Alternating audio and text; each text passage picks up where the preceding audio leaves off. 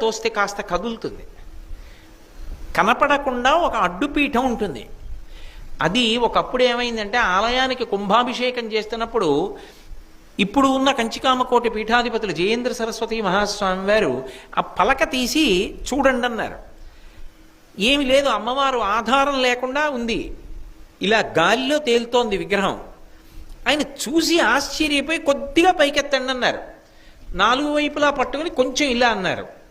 ఒక్క అరంగుళం పైకి లేచింది అంతే. ఇలా లేచింది అంతే, కుంభవృష్టి కురిసేయడం మొదలెట్టింది కాంచీపురం అంతా.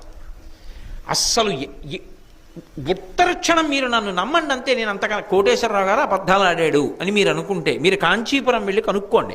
పోనీ కామకోటి పీఠాధిపతుల దాకా వెళ్ళలేమంటే శ్రీకార్యం చల్లా విశ్వనాథ శాస్త్రి గారు అక్కడే ఉంటారు 3వ ఇంట్లో. మీరు వెళ్ళి అడగండి విశ్వనాథ శాస్త్రి గారిని. ఒక అరంగుళం కదిలింది. కాంచీపురం అంతా